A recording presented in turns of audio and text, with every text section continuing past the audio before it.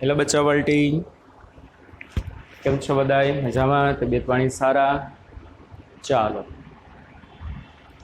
કાલે આપણે સ્વાધ્યાયના બધા દાખલા કમ્પ્લીટ કરી લીધા હતા. આજના લેક્ચરમાં પેપરના અમુક ડાઉટ્સ છે બરોબર. છોકરાઓ મોકલેલા છે પણ અમુક જે મને લાગે કે ભાઈ આ ખરેખર થઈ જાય એમ છે, આ કન્સેપ્ટ મેં ઓલરેડી કરાવેલો છે, એવા નહીં કરાવો. આની પહેલાં મેં કીધું છે ઘણી વાર, મને એમ લાગે ખરેખર આ કરાવવાની જરૂર છે, એ તમને કરાવીશ.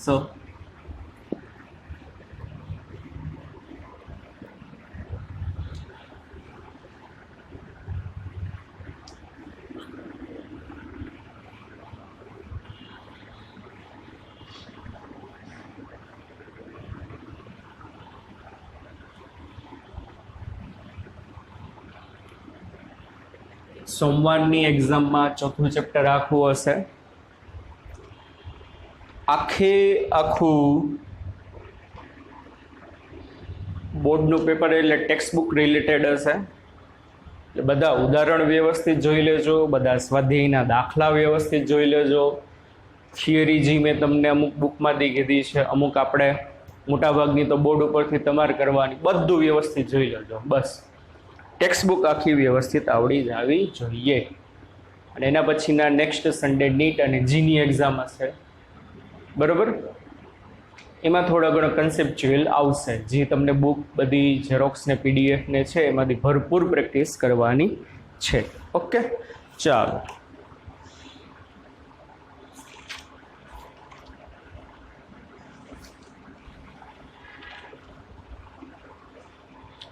પાંચમો દાખલો હતો, પાંચમો MCQ. દિવાલથી 2 મીટર દૂર આવેલા જમીન પરના બિંદુએથી એક દડાને જમીન સાથે 45 ડિગ્રીના ખૂણે ફેંકતા તે દિવાલની સૌથી ઉપરની સપાટીને જસ્ટ અડીને દિવાલની બીજી બાજુએથી દિવાલને 3 મીટર દૂર જમીન પર પડતો હોય તો દિવાલની શું કરવાની છે આપણે ઊંચાઈ. ચાલો, પાંચમો MCQ હતો.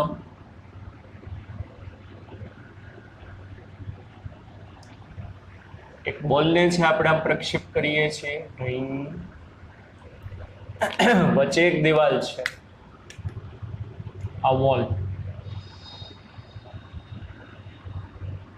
બરોબર. પદાર્થને જે બિંદુએથી ફેંકો ને ત્યાંથી બોલ 2 મીટર દૂર છે અને વોલને ટપીને પેલી બાજુ પદાર્થ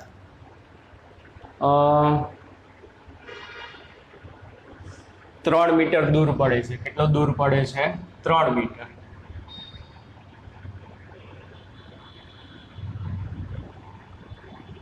પદાર્થને 45 ડિગ્રીના કોણે ફેંકો છે તો દિવાલની હાઈટ કેટલી? એક સૂત્ર કરાયું તો આ ટાઈપનું, તમને યાદ હોય તો બચ્ચા party. y is equal to x tan theta into bracket 1 minus x by r. Simple બરાબર. આ સૂત્ર તમને કરાવેલું હતું, જ્યાં આપણે કીધું હતું x એટલે શું કે આ જે દિવાલ છે અહીંયાથી આ અંતર એટલે આ છે ને મારું x થશે. કરાવેલો છે આ ટાઈપનો કોન્સેપ્ટ બરોબર. ચાલો, અને y એટલે શું થશે? આ ઊંચાઈ. દિવાલની હાઈટ h બરાબર x એટલે આ 2. કેટલાના ખૂણે ફેંકો છો? 45ના. ઇન્ટુ 1 માઇનસ x એટલે 2. રેન્જ કેટલી થશે? આ 2 અને આ 3 એટલે ટોટલ આ રેન્જ કહેવાય 5. સિમ્પલ થઈ ગયો આન્સર 2. 10 45 એટલે 1. 5 5માંથી 2 જાય એટલે 3. 3/5 આન્સર આવશે 6/5. આઈ થિંક આમાંથી એક આન્સર નથી, એટલે આનું ગ્રેસિંગ આ દિવાલની હાઈટ એમાં જે સોલ્યુશનમાં આપ્યું છે ખોટું છે બરાબર. આ સાચો જવાબ. 10મો છે બળવાળો 150 ડિગ્રીના ખૂણાવાળો, એ તમને ઓલરેડી કરાવી દીધો છે. ચાલો, 12મો જે પ્રશ્ન છે એમાં પ્રિન્ટ મિસ્ટેક છે, ભૂલ છે બરોબર, એટલે એ પણ તમારે ગ્રેસિંગમાં જશે. ચાલો પછી જમીન પર રહેલા પાણીની પાઇપમાં છિદ્ર પડતા, જમીન પર રહેલા પાણીની પાઇપમાં છિદ્ર પડતા તેમાંથી નીકળતા પાણીની ધાર સમક્ષિતિજ દિશા સાથે 30 ડિગ્રીનો કોણ બનાવતી દિશામાં 10 મીટર પર સેકન્ડના વેગથી જાય છે. એટલે જમીન ઉપર એક પાઇપ છે, 15મો પાઇપ એટલે નળી,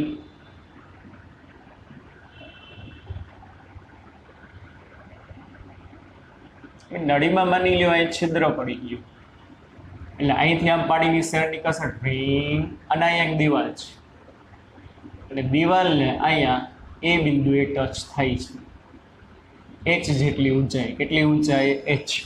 અને આમાંથી જે પાણીની ધાર નીકળે છે ને બચ્ચા પાટી, એ કેટલા ડિગ્રીના ખૂણે?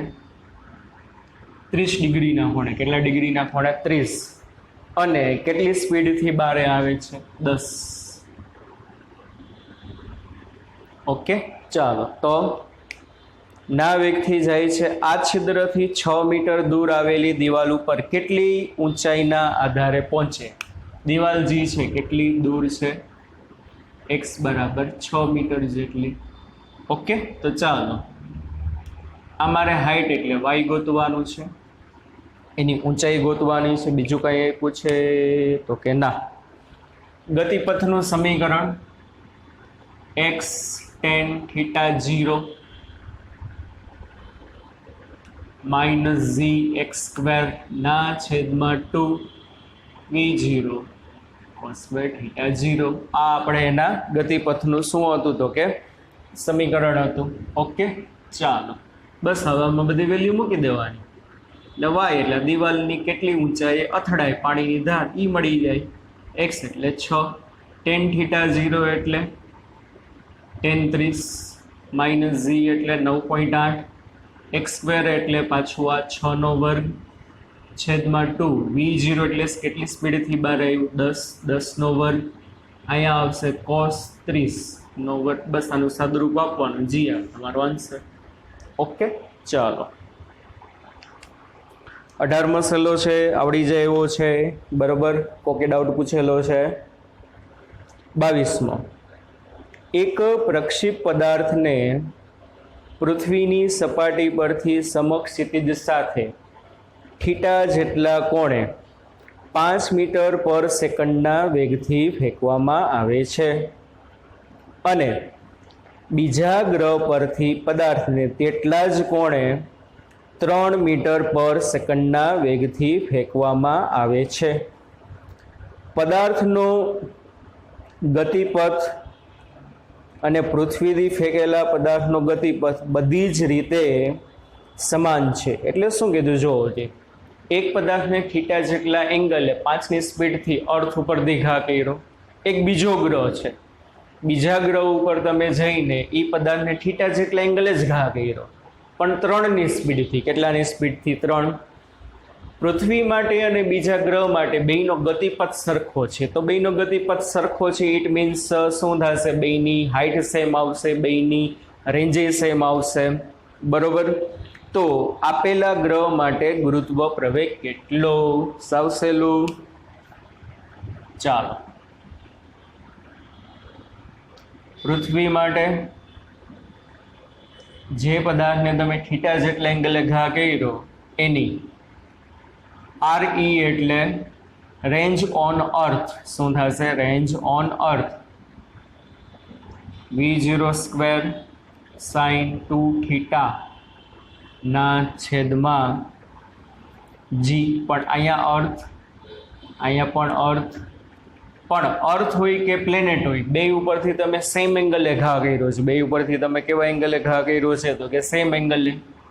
ચાલો બીજા પ્લેનેટ માટે ગ્રહ એટલે કે પ્લેનેટ, આર પ્લેનેટ. તો ત્યાં એની રેન્જ કેટલી આવશે? ત્યાં તમે કંઈક અલગ વેગથી ઘા કર્યો છે, પણ બે જગ્યા માટે એંગલ સરખો છે. પૃથ્વી ઉપરથી થીટા જેટલા એંગલે ઘા કર્યો, પ્લેનેટ ઉપરથી થીટા જેટલા, પણ ત્યાંની કંઈક ગ્રેવિટી જુદી હશે. એટલે અહીંયા શું આવશે? જીપી. Gravity of planet. પછી શું કીધું? બેયનો પથ સરખો છે.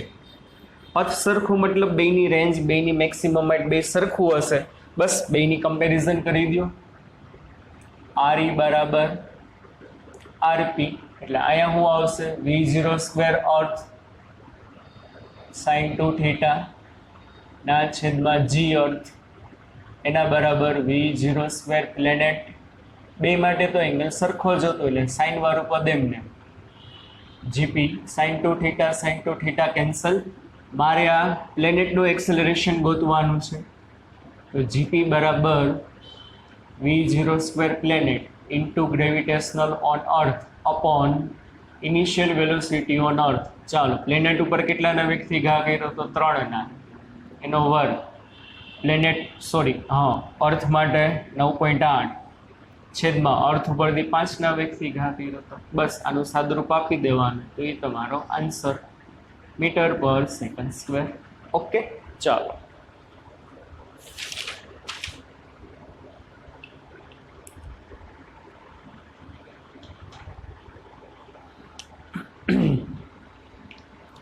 પ્રારંભિક ઝડપ રકમ લખો. કદાચ તમે એમાં અંડરલાઈન કરજો ઝડપ નીચે. કોની નીચે? ઝડપ. પ્રારંભિક ઝડપ 4 મીટર પર સેકન્ડથી એક પથ્થરને બ્રિજ પરથી અધો દિશામાં પડવા દેવામાં આવે છે. જો પથ્થરને પાણી સુધી પહોંચતા લાગતો સમય 2 સેકન્ડ હોય તો બ્રિજની ઊંચાઈ કેટલું? સાવ સહેલું. આ એક બ્રિજ છે અને અહીંયા નીચે પાણી છે. અહીંથી એક પથ્થર છે, એ કેટલી ઝડપથી નીચે ગયો? ઝડપ કીધું છે, ઝડપ, વેગ નથી કીધો. કેટલી ઝડપથી નીચે ગયો છે? 4.9 મીટર પર સેકન્ડની ઝડપથી નીચે ગયો છે. અને પાણી સુધી પહોંચતા એને કેટલો સમય લાગ્યો છે? તો કે 2 સેકન્ડ. અહીંથી અહીંયા સુધી પહોંચવાનો સમય કેટલો છે? 2. તો બ્રિજની હાઈટ કેટલી? સિમ્પલ, બ્રિજની હાઈટ કેટલી થાય? બ્રિજ ઉપરથી તમે પથ્થરને નીચે તરફ 4.9ની સ્પીડથી ફેંકો. સ્પીડ કીધું છે. હકીકતે અધો દિશામાં જાય તો આપણે માઇનસ લેવું પડે.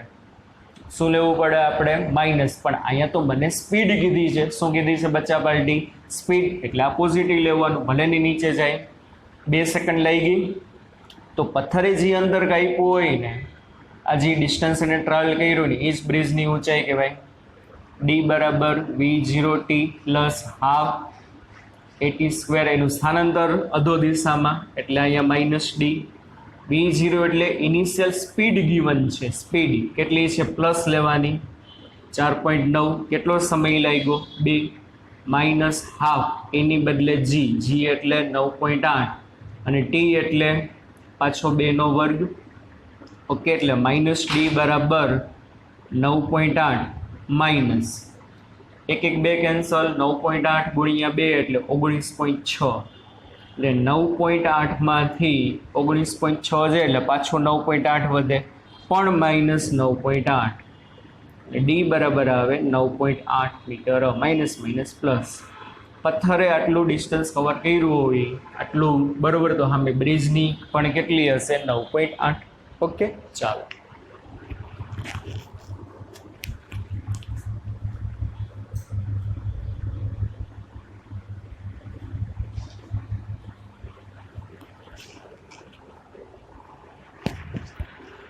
એક વિમાન ઉપરની દિશામાં 29 મીટર પર સેકન્ડના વેગથી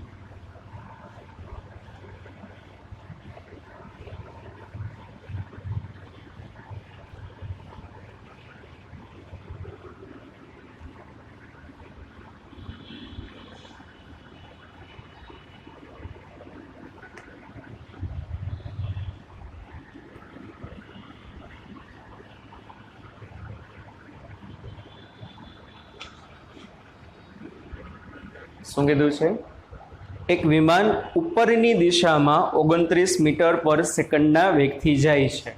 એટલે જનરલી આપણે તો હું કે ભાઈ વિમાન આમાં જોડતું હશે, પણ રકમમાં કીધું છે એ રીતે લ્યો.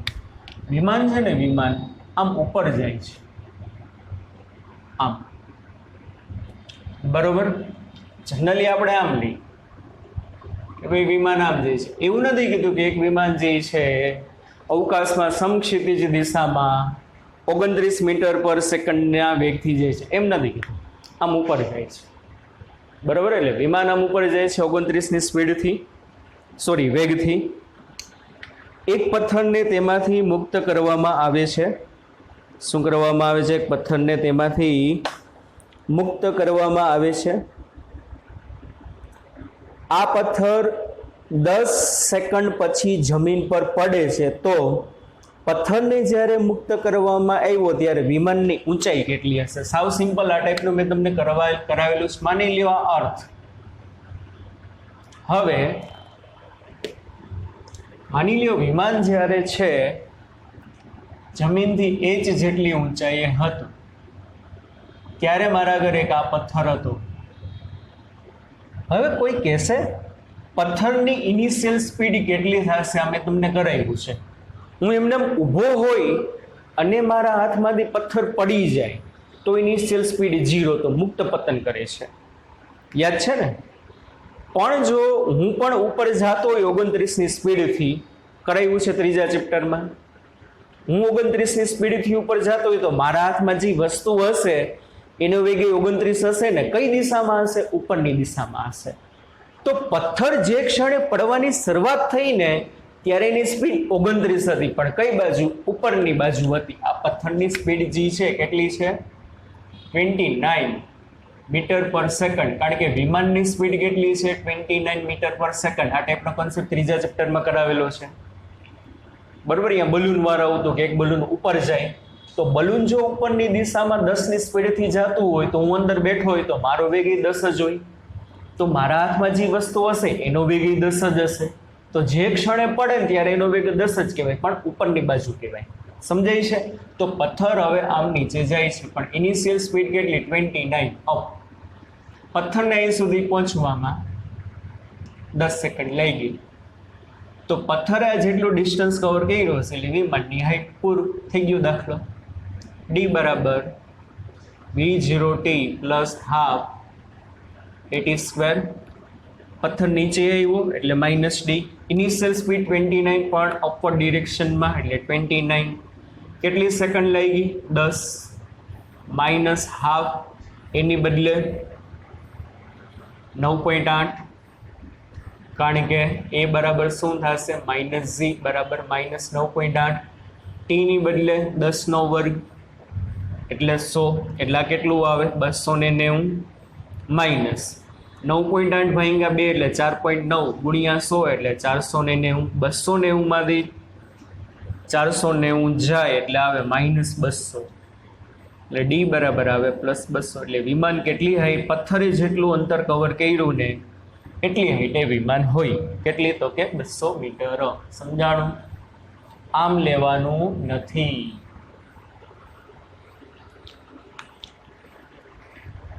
When milk is churned, cream gets separated due to the ખાલી જગ્યા. એટલે હું કીધું જ્યારે કરંટ એટલે જ્યારે આપણે એને ઝેરતા હોય. આમ હકીકત અહીંયા મિલ્ક ના આવે, છાશ આવે. મિલ્કે લઈ શકાય, છાશે લઈ શકાય. આપણે આમ ઝીણી વડે, અત્યારે તો ઇલેક્ટ્રિક આવી ગઈ છે, પહેલાના જમાનામાં ઓલું આવતું ડિંગ ડિંગ ડિંગ ડિંગ. એટલે તમે એને દૂધ હોય, તમે એને ઝીરો છો તો એમાંથી ક્રીમ છૂટી પડે. તે ક્રીમ શું થશે? ક્રીમ હોય ને બચ્ચા પાર્ટી, એ બધી આમ કોર્નર બાજુ આવી જાય, સાઈડમાં, કેન્દ્રથી દૂર જાય. તો એટલું યાદ રાખવાનું, કેન્દ્રથી દૂર જાયનો મતલબ કેન્દ્રથી દૂરની બાજુ બળ લાગ્યું હોય. કેન્દ્ર બાજુ જે બળ લાગે ને એને કેન્દ્રગામી બળ કહેવાય. કેવું બળ કહેવાય? કેન્દ્રગામી બળ. અને કેન્દ્રથી જે દૂર બળ લાગે ને કેન્દ્ર ત્યાગી બળ કહેવાય. કેવું બળ કહેવામાં આવે? કેન્દ્ર ત્યાગી. કેન્દ્રગામીને બચ્ચા પાર્ટી કહેવાય સેન્ટ્રીપિટલ ફોર્સ. કેવું કહેવાય? સેન્ટ્રીપિટલ ફોર્સ. જ્યારે કેન્દ્ર ત્યાગીને કહેવાય સેન્ટ્રીફ્યુગલ ફોર્સ. કેન્દ્રગામી એટલે સેન્ટ્રીપિટલ, એ તમને કીધું હતું. કેન્દ્ર ત્યાગી એટલે સેન્ટ્રીફ્યુગલ. તો શું થશે? જ્યારે તમે છાશ હોય, છાશને તમે આમ ઝેરો એટલે ક્રીમ બધી દૂર જાય. દૂધને તમે આમ ઝરશો તો ક્રીમ બધી દૂર જાય. દૂર ગઈ મતલબ એના સેન્ટરથી દૂર ગઈ. ને સેન્ટરથી ક્યારે દૂર ગઈ? કેન્દ્રથી દૂર બળ લાગે તો કેન્દ્રથી બહારની બાજુ જે બળ લાગે ને એને કહેવાય કેન્દ્ર ત્યાગી બળ. ઇંગ્લિશમાં બોલો તો સેન્ટ્રીફ્યુગલ ફોર્સ. એટલે આ જે ઘટના બનશે કોને કારણે? સેન્ટ્રીફ્યુગલ ફોર્સને કારણે. ઓકે, ચાલો પછી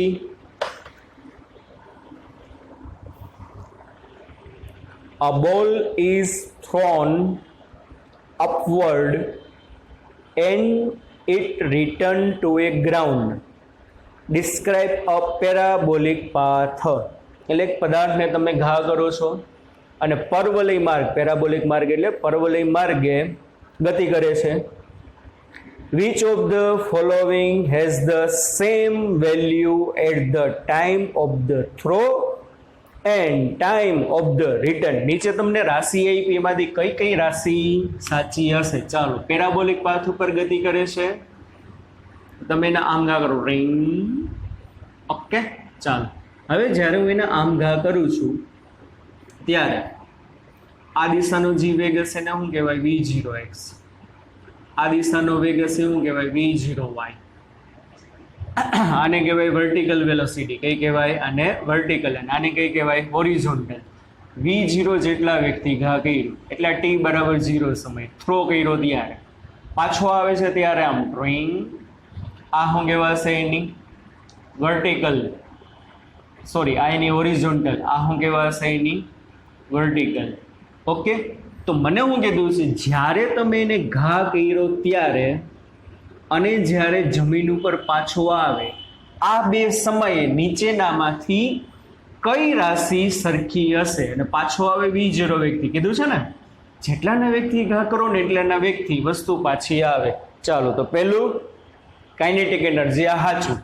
તમે જ્યારે એને આમ ઘા કરો છો તો v0 વેગ છે, તો જ્યારે ઘા કરો ત્યારે કાઇનેટિક એનર્જી કેટલી હોય? mv0². અને જ્યારે રિટર્ન આવે ત્યારે પણ એ જ સ્પીડથી, એટલે અહીંયા પણ એની કાઇનેટિક એનર્જી કેટલી હશે? mv0². તો આ સાચું. k1 બરાબર k2. ઇનિશિયલ અને ફાઇનલ બે કાઇનેટિક એનર્જી સરખી, તો કે આ પહેલું વિધાન સાચું. ચાલો પછી બીજું, વેલોસિટી ઓફ બોલ. જો એ ઝડપ નથી કીધી. વેલોસિટી ઓફ બોલ જ્યારે ઘા કરો છો ને ત્યારે, અને વેલોસિટી શબ્દ વાપરે મતલબ મૂલ્યને દિશા બેય જોવાનું. ઘા કર્યો ત્યારે સ્પીડ દાખલા તરીકે 5ની હતી તો જમીન ઉપર આવે ત્યારે પણ સ્પીડ 5ની જ હોય. પણ ઘા કરો છો ત્યારે વેગ ઉર્ધ્વ દિશામાં છે, પાછો આવે છે ત્યારે અધો દિશામાં છે. તો અહીંયા એવું લખ્યું હોય ને કે ભાઈ જ્યારે ઘા કરો ત્યારે ને જમીન ઉપર રિટર્ન થાય ત્યારની ઝડપ સમાન હોય તો વિધાન સાચું. પણ અત્યારે વેગ પૂછ્યો છે એટલે ઘણા હા પડે, દા સારે કીધું તું, ના ના ના, વેગ આવે મતલબ બેય જોવાનું, મૂલ્ય સરખું હશે v0, પણ અહીંયા ડિરેક્શન અપવર્ડ હોય, અહીંયા ડિરેક્શન ડાઉનવર્ડ હશે. એટલે વેલોસિટી બે સમયની સરખી હોય તો કે ન હોય. બરોબર, વેલોસિટી બે સરખી નહીં હોય. બરોબર, કાઇનેટિક એનર્જી સરખી, કારણ કે કાઇનેટિક એનર્જી સ્કેલર ક્વોન્ટિટી છે, અદિશ રાશિ છે, એમાં ખાલી ઝડપ જ જોવાની હોય. શું જોવાની હોય બચ્ચા પાર્ટી? ઝડપ. ત્રીજું કીધું છે હોરિઝોન્ટલ કમ્પોનન્ટ ઓફ એ. પહેલા તો હોરિઝોન્ટલ કમ્પોનન્ટ ઓફ એ એટલે પ્રવેગનો સમક્ષિતિજ ઘટક, પણ પહેલા તો આની વાત થાય જ નહીં, કારણ કે પ્રક્ષેપ ગતિમાં તમને ખબર છે સમક્ષિતિજ દિશામાં પ્રવેગ હોય જ નહીં, એટલે ઓમે વિધાન આ ખોટું. ત્રીજામાં શું કીધું છે? હોરિઝોન્ટલ કમ્પોનન્ટ ઓફ એક્સેલરેશન, પણ પ્રક્ષેપ ગતિમાં સમક્ષિતિજ દિશામાં વેગ હોય જ નહીં, તો આ પ્રશ્ન ડિસ્કસ કરવાનો મતલબ જ નથી, એટલે એ ખોટું. Velocity, vertical component of velocity એટલે કે વર્ટિકલ એટલે શિરોલંબ દિશાનો વેગનો ઘટક. ચાલો શું થાય? તો એ સરખો ના હોય. જ્યારે ઘા કરો છો ને ત્યારે વર્ટિકલ કમ્પોનન્ટ અપવર્ડ હોય, જ્યારે પાછો આવે છે ને ત્યારે વર્ટિકલ કમ્પોનન્ટ ક્યાં હોય? ડાઉનવર્ડ હોય. બરાબર, એટલે વર્ટિકલ કમ્પોનન્ટ સેમ હશે તો કે ના હોય. ઘા કરો ત્યારે અપવર્ડ, જમીન ઉપર પડે ત્યારે કેવો? તો કે ડાઉનવર્ડ. એટલે ખાલી પહેલું સાચું, કાઇનેટિક એનર્જી સેમ.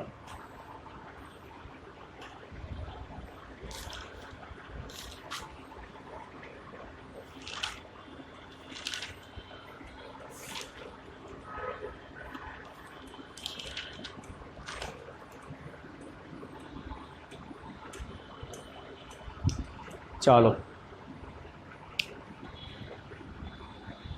એક 24માં MCQ હતો પેપરમાં, એ સદિશ બરાબર cos ઓમેગા ટી આઈ વત્તા sin omega t j, cos omega t i વત્તા sin omega t j caret. B સદિશ બરાબર cos omega t by 2 i caret વત્તા sin omega t by 2 j caret.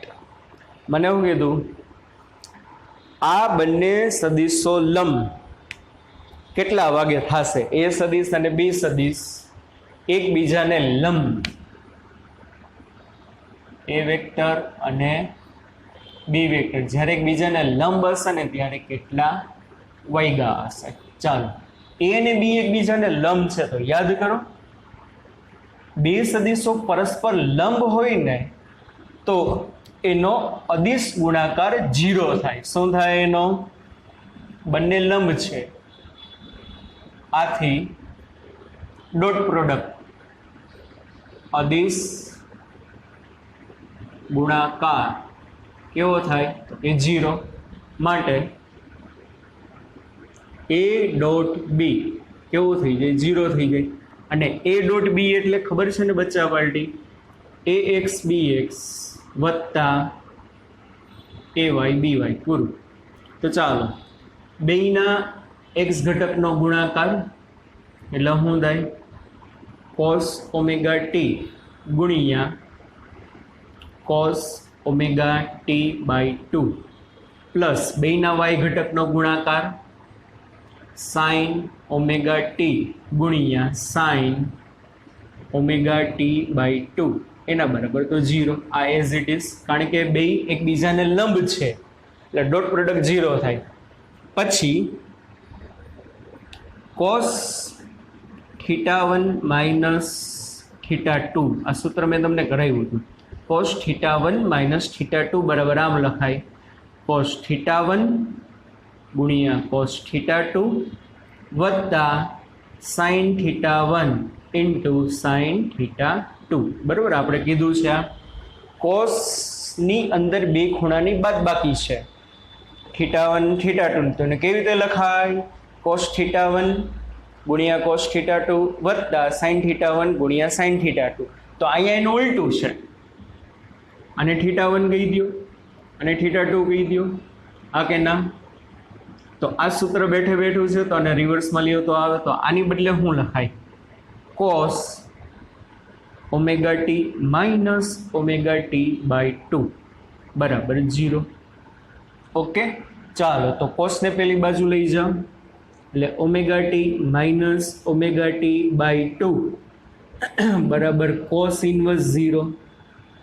કોસની value 0 ક્યારે થશે? Pi by 2 ના એંગલે. કેટલાના એંગલે થશે? Pi by 2. ઓકે, ચાલો omega t minus omega t by 2, એક ઓમેગા ટી માંથી અડધું ઓમેગા ટી બાદ થાય એટલે શું આવે? ઓમેગા ટી બાય 2 આવે. હા કે ના? સમજાય છે? બગડો બગડો શું થઈ જાય? કેન્સલ. તો ટી બરાબર પાઈ બાય ઓમેગા. શું આવે? ટી બરાબર પાઈ બાય ઓમેગા. એક બીજું મારે તમને કહેવાનું, કોસની વેલ્યુ 0 તો ઘણી જગ્યાએ હોય, યાદ છે ને? પાઈ બાય 2 એ 0 હોય, 3 pi by 2, 5 pi by 2, 7 pi by 2, 9 pi by 2, 11 pi by 2, આ બધી જગ્યાએ કોસની વેલ્યુ 0 જ હોય. પણ તમારે શું લેવાનું? જે પહેલી વખત 0 થાય ને, પહેલી વખત અહીંથી તમે આમ ચક્કર મારવાની શરૂઆત કરો તો પહેલી વખત ક્યાં 0 થાય? પાઈ બાય 2 એ. બીજી વખત 3 પાઈ બાય 2 એ. ત્રીજી વખત ક્યાં 0 થાય? 5 બાય 2 એ. ચોથી વખત 7 પાઈ બાય 2 એ. પણ તમારે હંમેશા એટલું યાદ રાખવાનું, અહીં 0 મૂકવું છે તો પહેલી વખત ક્યારે 0 થઈ હોય? પાઈ બાય 2 એ. તો તમારે એ જ મૂકવાનું. ઓકે બચ્ચા પાર્ટી?